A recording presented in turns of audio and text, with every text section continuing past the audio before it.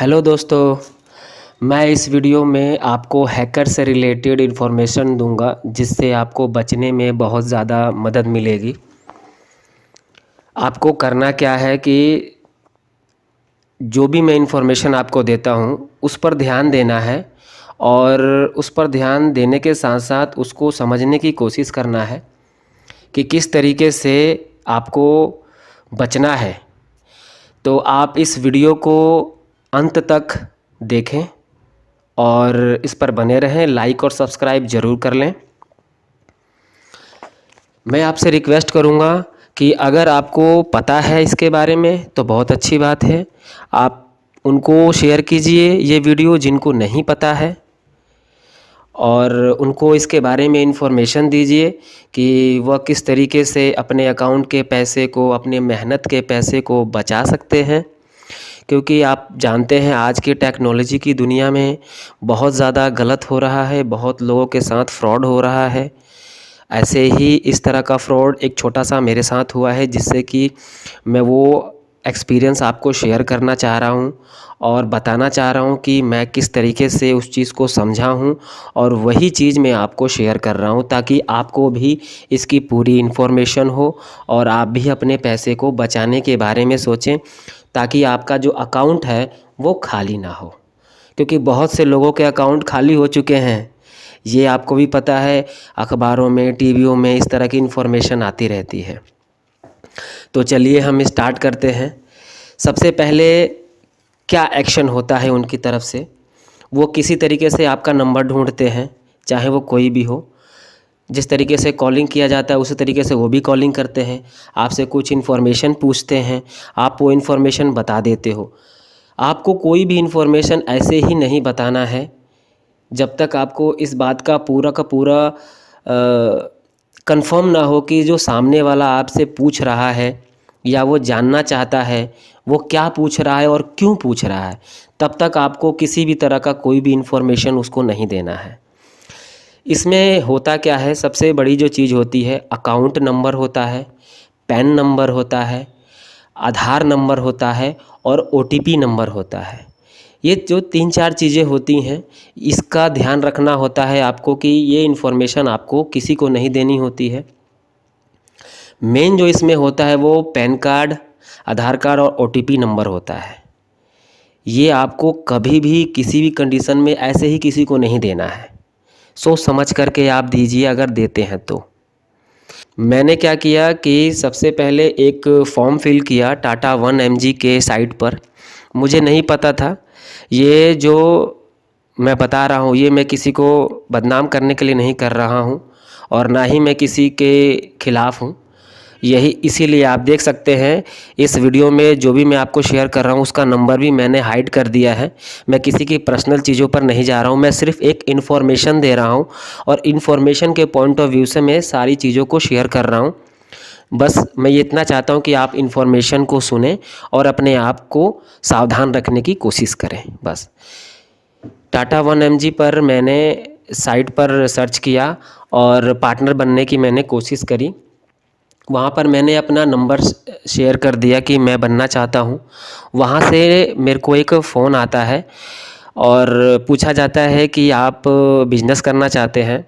मैं आपको एक फॉर्म शेयर कर रहा हूँ, फॉर्म फिल करना है आपको, और वो फॉर्म जो है वो हमारे व्हाट्सएप आईडी पर जो नंबर है उस पर शेयर कर देना है।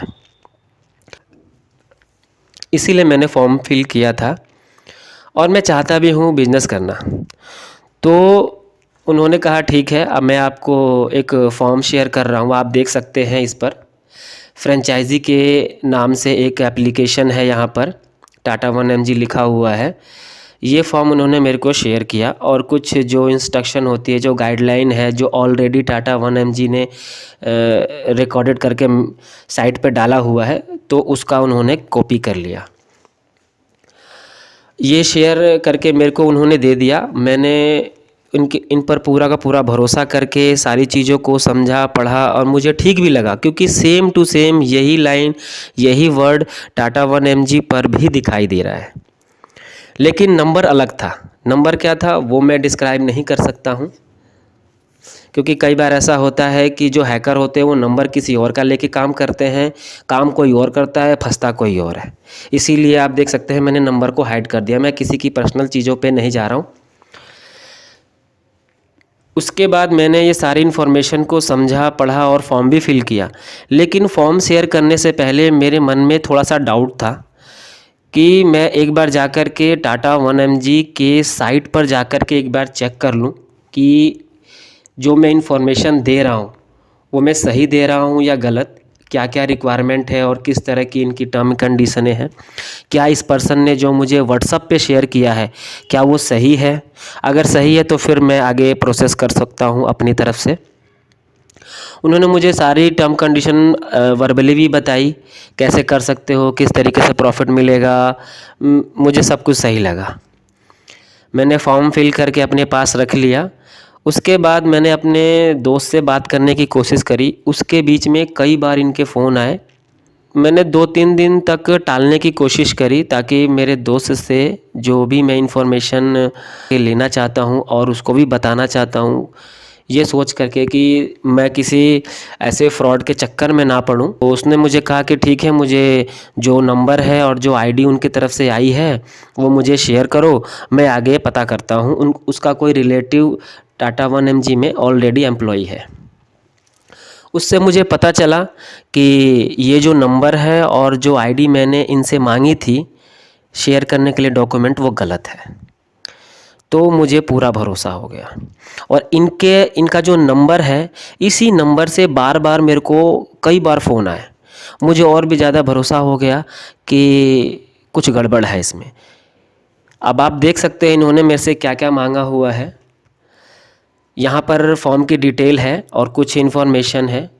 उसके बाद इन्होंने मेरे से पैन कार्ड मांगा है, आधार कार्ड मांगा हुआ है, एक पासपोर्ट साइज की फ़ोटो मांगी हुई है और हायर एजुकेशन, यानी कि मैंने जो ग्रेजुएशन किया हुआ है, जो भी हायर एजुकेशन है उसका भी इन्होंने कॉपी मांगा हुआ है।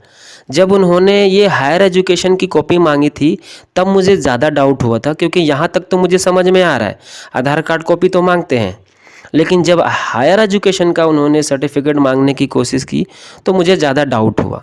तब मैंने अपने दोस्त से सारी इन्फॉर्मेशन शेयर करी। तो उसने मुझे बताया कि किस तरीके से इसको ब्लॉक किया जा सकता है और किस तरीके से परमानेंट आप इससे बच सकते हो। तो आप देख सकते हैं, बस एक छोटी सी मैंने इसमें समझदारी की बात ये करी कि जो इन्फॉर्मेशन ज़्यादातर लोग सुनने के बाद अपने तक ही रख लेते हैं, ऐसे कंडीशनों में जहाँ पर धोखाधड़ी होने की पूरी पॉसिबिलिटी हो सकती है, वो दूसरों तक नहीं पहुँचाते या दूसरों को से शेयर नहीं करते हैं और वो खुद ही इस तरह के काम में घुस करके पूरा का पूरा एक्शन ले लेते हैं, तो उनके साथ कुछ गलती हो जाती है। तो मैंने बस एक छोटी सी समझदारी की बात करी कि इसकी इन्फॉर्मेशन अपने रिलेटिव दोस्त को दी और उससे मुझे इसके बारे में पता चला। उसके बाद मैंने इस नंबर को ब्लॉक कर दिया, इसका स्क्रीनशॉट लिया और रख लिया ताकि बाकी लोगों को इसके बारे में इन्फॉर्म कर सकूं और उनको भी इससे सावधान करने के बारे में बता सकूं कि इस तरीके से आपको बचना है। अब आप देख सकते हैं तीसरी पिक्चर में यहाँ पर उन्होंने मेरे को एक आईडी दी हुई है info@tata1mg.site। मुझे इस आईडी पर भी मुझे डाउट हुआ, क्योंकि कोई भी कंपनी डोमेन के नाम पर रजिस्टर्ड होती है और डोमेन के नाम पर ही सारी एक्टिविटी करती है। आप भी जानते हैं अगर कोई भी पर्सन कंपनी में काम करता है तो उसकी आईडी क्या होगी, उसका नाम उसकी कंपनी .com या .in जो भी है या .org है। लेकिन tata1mg.com है और information.site है, तो मुझे थोड़ा सा डाउट हुआ। हो भी सकता है कि ये साइट टाटा एमजी की हो, बट मुझे पूरी तरीके से डाउट हो गया क्योंकि ऐसा नहीं हो सकता। अगर आप टाटा एमजी के साइट पर जाएंगे तो आपको पता चलेगा कि किस तरीके से उनकी पूरी की पूरी इन्फॉर्मेशन है। मैं वो भी एक बार ट्राई करता हूँ। ये देखिए, ये टाटा 1mg की साइट है। ये पार्टनर का कोई भी पर्सन अगर पार्टनर बनना चाहता है, बिजनेस पार्टनर, तो अगर आप टाटा 1mg की साइट पर आएंगे और उसके कॉन्टैक्ट फॉर्म में जा कर के आप ये सर्चिंग करेंगे तो आपको पता चल जाएगा। ये देखिए info@tata1mgpartner.com, ये एक्चुअल में सही इन्फॉर्मेशन है।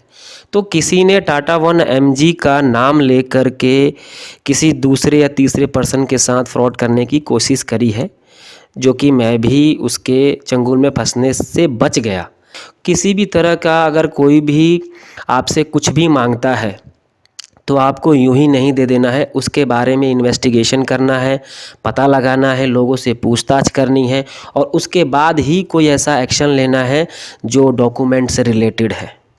तो इस बात का ज़रूर ध्यान रखना होता है कि आप क्या दे रहे हो, क्यों दे रहे हो, उसका रीज़न क्या है देने का। ये सबसे बड़ा ज़रूरी चीज़ होता है कि आप क्यों दे रहे हो। तो मैंने इस चीज़ को यहीं पर ही स्टॉप कर दिया कि मुझे नहीं देना है। ब्लॉक करने का तरीका भी मैं आपको इसमें बता रहा हूँ। उस नंबर पर जाना है, आपका जो व्हाट्सएप नंबर है उस नंबर पे जाना है और राइट साइड में आपकी जो 3 डॉट होते हैं, अगर आप उस पर क्लिक करेंगे तो यहाँ पर ये लंबी लिस्ट निकलेगी। इसमें रिपोर्ट और ब्लॉक का भी आता है। आप देख सकते हैं मैं ये नंबर ब्लॉक कर चुका हूँ, इसलिए मुझे ये अपोजिट का ऑप्शन दे रहा है कि आप अनब्लॉक कर सकते हो। तो मैंने क्या किया था, इसको पहले तो व्हाट्सएप से रिपोर्ट किया। रिपोर्ट करने के बाद फिर कॉन्टैक्ट लिस्ट में जाकर के मैंने उसको कॉन्टैक्ट में ब्लॉक किया। तो आप यहाँ पर रिपोर्ट पे क्लिक करेंगे। जैसे ही आप इस रिपोर्ट पे क्लिक करेंगे आपको कुछ इस तरह का एक पेज खुल करके आएगा।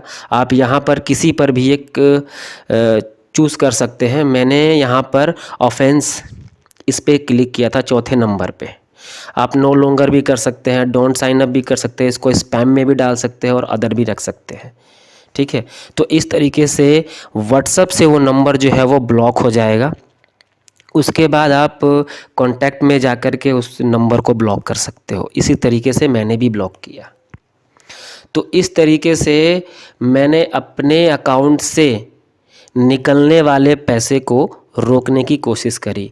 तो ये छोटी सी एक इन्फॉर्मेशन मैंने आपको देने की कोशिश करी है।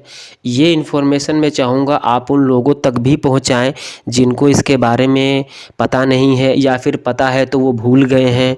कई बार ऐसा होता है कि ऑन द स्पॉट जब हम बात कर रहे होते हैं तो हमें ये सारी बातें ध्यान नहीं होती। तो जैसे ही हमें कोई रिमाइंड कराता है तो वो सारी बातें हमें याद आ जाती हैं। तो मैं चाहूँगा कि आप अपने रिलेटिव को, जो सगे संबंधी है या फिर जिसको आप जानते हो, उस तक ये वीडियो ज़रूर पहुँचाओ और उनको ये इन्फॉर्मेशन दो, ताकि आज के ज़माने में आपको पता है कोई भी काम करने से पहले ये सोचना पड़ता है कि कोई सामने वाला मेरे को धोखा तो नहीं दे रहा। इस चीज़ का आपको ध्यान रखना पड़ेगा। तो आप अपना बैंक का जो वज़न है वो वज़न ही रहने दो, उसको हल्का मत होने दो और इस तरह की इन्फॉर्मेशन को आगे ज़रूर बढ़ाओ।